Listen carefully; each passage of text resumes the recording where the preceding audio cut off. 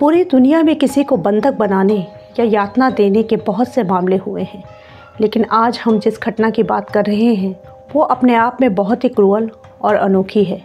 ये कहानी है सिल्विया लाइकेंस की, एक 16 वर्षीय टीनेजर जिसे उसके पड़ोसी केयरटेकर और उसके बच्चों ने लगातार यातनाएं देकर मार डाला। यातना का यह दौर लगभग 3 महीने चला, जब तक सिल्विया की मौत नहीं हो गई।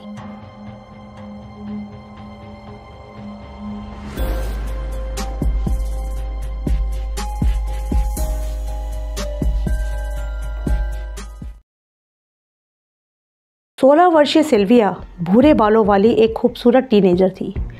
सभी बच्चों की तरह उसने अपनी ज़िंदगी के लिए कई सपने देखे थे। उसे प्यार से कुकी बुलाया जाता था। सिल्विया अपने माता पिता, 2 भाई और एक छोटी बहन जेनी के साथ अमेरिका के इंडियाना में रहती थी। जेनी पोलियो से पीड़ित थी। सिल्विया के माता पिता कैंडी, बियर, सोडा बेचने के लिए घूमते फिरते थे। सिल्विया के भाई भी उनकी मदद के लिए उनके साथ ही घूमते थे, इसलिए दोनों बहनें अक्सर दादी के पास रहा करती थी। सिल्विया को संगीत व स्केटिंग का बहुत ही शौक़ था।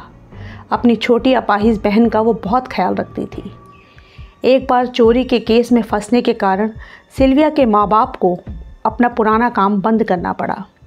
इसलिए 4 जुलाई 1965 के बाद नए काम की तलाश में उन्होंने ईस्ट कोस्ट की यात्रा पर अपने दोनों बेटों के साथ जाने का फ़ैसला किया, लेकिन वे अपनी बेटियों को अपने साथ नहीं ले जाना चाहते थे।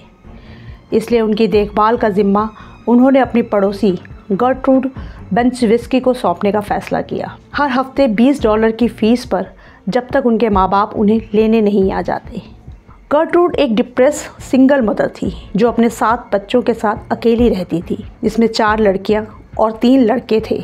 सबसे बड़ी बेटियां पाउला और स्टेफनी सिल्विया के साथ स्कूल में ही पढ़ती थी। गर्ट्रूड एक चेन स्मोकर थी जो अपने असफल विवाह, आर्थिक तंगी व बच्चों को पालने की चिंता में तनाव में ही रहती थी, और इन सब ने उसे एक चिड़चिड़ी और कठोर महिला बना दिया था। शुरुआत में सिल्विया व जेनी के साथ सब नॉर्मल था, लेकिन धीरे धीरे उनकी देखभाल के लिए आने वाली $20 की फ़ीस लेट होने लगी, जिसका गुस्सा गर्ट्रूड दोनों बहनों को पीट कर निकालती, बात बात पर गालियां देती। अगस्त के अंत तक दोनों बहनों को लगभग 15 बार डंडों से बुरी तरह पीटा गया। गर्ट्रूड व उसके बच्चे कुपोषण का शिकार थे। गर्ट्रूड का खुद का वज़न सिर्फ 45 किलो था। खूबसूरत सिल्विया से उसे ईर्ष्या होती थी। उसने अपनी फ्रस्ट्रेशन अब सिर्फ सिल्विया पर ही निकालनी शुरू की, जिससे सिल्विया को बात बात पर पीटना और भूखा रखना शामिल था। उसे कचरे के डब्बे से या ख़राब खाना खाने के लिए मजबूर किया जाता। हालात और बिगड़ गए जब गर्ट्रूड को सिल्विया के एक बॉयफ्रेंड के होने का पता चला। उसने सिल्विया को भद्दी गालियां दी, उसे वेश्या तक कहा। बुरी तरह पीटने के बाद गर्ट्रूड ने पड़ोसी लड़के रिचर्ड हॉप से सुई से गोदकर सिल्विया के पेट पर लिखवाया कि मैं एक वेश्या हूँ और मुझे इस पर गर्व है। अब हर बात के लिए सिल्विया को पीटा जाने लगा।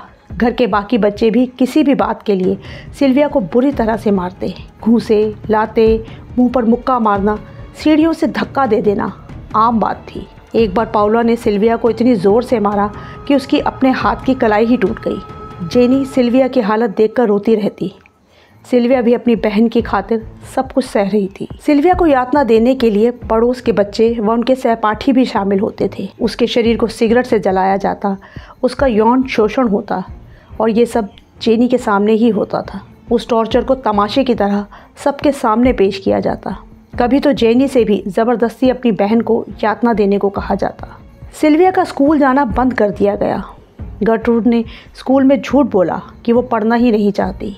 बार बार की यातना के कारण शारीरिक व मानसिक दोनों तरह से सिल्विया बुरी तरह कमज़ोर हो रही थी। अक्सर कपड़ों में ही वो पेशाब कर देती थी। इससे नाराज़ होकर गर्ट्रूड ने सिल्विया को तहखाने में फेंक दिया और उसे रस्सियों से बांध दिया। उसे ज़्यादातर नंगा ही रखा जाता था और कभी कभार ही खाना या पानी दिया जाता था। गर्ट्रूड खुद तो लगातार सिल्विया को यातना दे ही रही थी, साथ ही वो बच्चों को भी ऐसा करने के लिए उकसाती थी। जब वो खुद उसे पीटते हुए थक जाती तो बच्चों को उसे पीटने को कहती। सिल्विया के शरीर की नुमाइश की जाती, जिसमें पड़ोस के बच्चों से 5-5 सेंट की फ़ीस वसूली जाती। बच्चों को यहाँ कुछ भी करने की इजाज़त थी। इसमें सिल्विया को पीटने, जलाने, यौन शोषण करने, उसके ज़ख्मों पर नमक लगाने तक शामिल था। बच्चे उस पर कराटे की प्रैक्टिस करते और सिल्विया के चीखने चिल्लाने पर खूब हंसते। एक बार उसे ज़बरदस्ती तेज़ मिर्च वाला हॉट डॉग खिलाया गया, जिससे सिल्विया को उल्टी हो गई और उसने अपनी उल्टी तक खाने को कहा गया। यहाँ तक कि सिल्विया के मुंह पर मल और मूत्र तक रगड़ा गया। सिल्विया को अक्सर उबलते गर्म पानी से नहलाया जाता, जिससे उसकी सारी त्वचा ही झुलस चुकी थी। कई महीने यातना सहने से अब उसकी हालत बद से बदतर हो चुकी थी। वो अक्सर पिटाई से बेहोश हो जाती तो उसे भी नाटक कहा जाता। अंत में गर्ट्रूड ने सिल्विया से एक झूठी चिट्ठी लिखवाई कि कुछ लड़कों ने उसका रेप किया और पीट पीट कर उसकी ये हालत कर दी है। इसके बाद सिल्विया ने सुना कि उसे ज़िंदा ही दफनाने की तैयारी चल रही है। उसने भागने की कोशिश की, पर कमज़ोर सिल्विया पकड़ी गई। फिर तो पूरा घर ही उस पर टूट पड़ा। पहले से ही अधमरी सिल्विया को और बुरी तरह मारा गया। जब उसकी सांसें उखड़ने लगीं तो गर्ट्रूड ने उसके कपड़े बदलकर ऊपर के कमरे में गद्दे पर उसे पटक दिया, जहां सिल्विया ने दम तोड़ दिया। गर्ट्रूड ने पुलिस को फ़ोन करके झूठी खबर दी और सिल्विया की लिखी चिट्ठी पुलिस को दिखाई, लेकिन सिल्विया का शरीर महीनों से हुई यातना की कहानी कह रहा था। टूटे नाखून, शरीर पर 100 से ज़्यादा जख्म, जलाने के निशान, झुलसी त्वचा। पुलिस भी ये सब देखकर हैरान रह गई। जब सिल्विया की बहन जेनी से पूछताछ की गई तो उसने खुद को उस घर से आज़ाद कराने की शर्त रखी और सारी सच्चाई पुलिस को बताई। पोस्टमार्टम रिपोर्ट ने सिल्विया पर हुए जुल्मों का सारा सच दुनिया के सामने ला दिया, जिसमें बाहरी चोटों के साथ साथ शरीर में अंदरूनी चोटों का भी जिक्र था। उसकी किडनी, वजाइना और एनस पार्ट बुरी तरह डैमेज थे।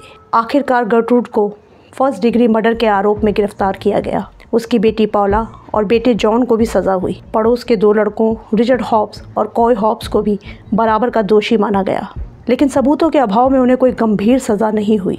गर्ट्रूड को ज़रूर आजीवन कारावास की सज़ा हुई, पर जल्द ही उसे पैरोल मिल गई और 4 साल बाद कैंसर से उसकी मौत हुई। मेरे ख्याल से इन 5 लोगों के साथ साथ सिल्विया के माता पिता भी इस सब के दोषी हैं, जिन्होंने अपनी बच्चियों को दूसरों के भरोसे यूँ मरने के लिए छोड़ दिया। सिल्विया लाइकेंस की यातना और हत्या को इंडियाना में सबसे जघन्य अपराध के रूप में जाना जाता है। शायद ही ऐसा कोई और उदाहरण हमें दुनिया में मिले।